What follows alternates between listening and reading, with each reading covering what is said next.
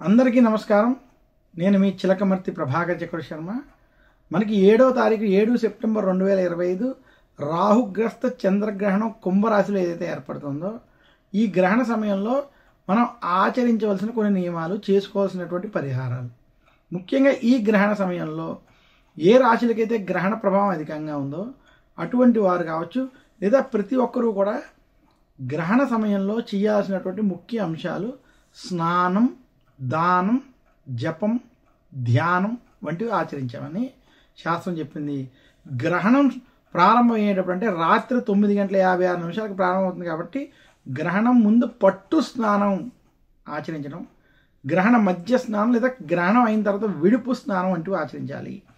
గ్రహణ సమయంలో నిద్రపోకూడదని శాస్త్రం. అలాగే గ్రహణాన్ని చూడకుండా ఉండాలి. గ్రహణ సమయంలో ఏం చేయాలి అంటే ధ్యానం చేయమంది. ఎవరికైతే ఉపదేశాలు వంటివి అయ్యారో అటువంటి వారు ధ్యానం చేసుకోవడం, మంత్రోపదేశం ఉన్నటువంటి వారు వారికి ఉన్నటువంటి ఆ మంత్రోపదేశంతో జపము, ధ్యానం వంటివి ఆచరించాలని శాస్త్రాలు తెలియజేసే. గ్రహణ సమయంలో దానాలు వంటివి ఆచరించాలి. నవధాన్యాలు, బియ్యం, అందులో రాహుగ్రస్త చంద్రగ్రహణం అవడం చేత బియ్యం, వెండి దానం చేయమని శాస్త్రం చెప్పింది. వెండి వంటివి దానాలు ఆచరించడం మంచిది.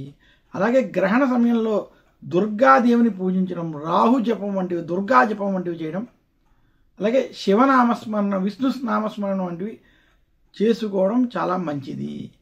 గ్రహణ సమయంలో ఈ రకంగా జపం, తపం, ధ్యానం, దానం వంటివి ఆచరించినటువంటి వారికి శుభ ఫలితాలు కలుగుతాయి.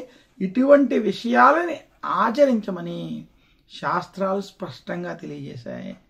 నమస్కారం. మీ చిలకమర్తి ప్రభాకర్ చక్ర శర్మ.